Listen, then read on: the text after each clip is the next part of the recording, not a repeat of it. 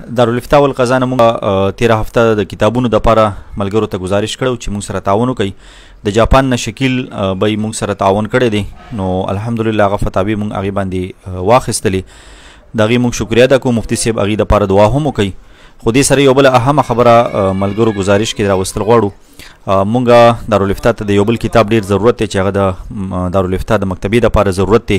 نو ملګري د هغې حوالې سره مونږ سره تعاون وکړي. د هغې قیمت تقریبا 20,000 جوړیږي. نو دا د دارالفتاء د مکتبې دپاره ډېر زیات لازمي دی. ستاسو دپاره به ایصال ثواب شي، نو د دې هم مونږ ته ضرورت دی چې دا مونږ سره تعاون وکړي. دعا کوو مونږ شکیل بی ته دعا کوو. خو دې نه اوله شکیل بی چې کوم کتابونه د دوی په پیسو مونږ اخیستي 3 کتابونه دي. په یو کتاب 4,000 روپۍ 3 کتابونه مونږ اخیستي. هغه طرف نه مونږ ته 14,000 روپۍ رسېدلې وې.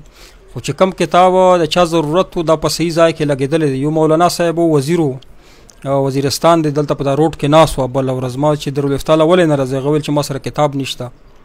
نو الله پاک ښه په موقع باندې دته مونږ کتاب ورکړو. هغه نورو ملګریو ته مونږ کتابونه ورکړل.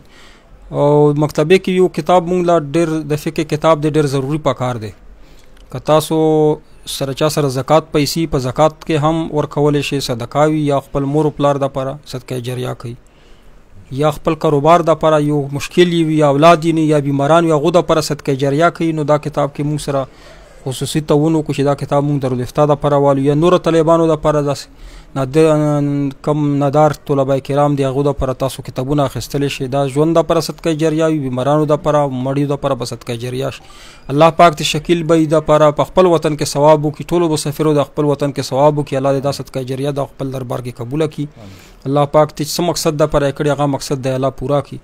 څه زړه مرادونه دي الله پاک ته خپل غیبي خزانو نه زړه مرادونه پوره کړي.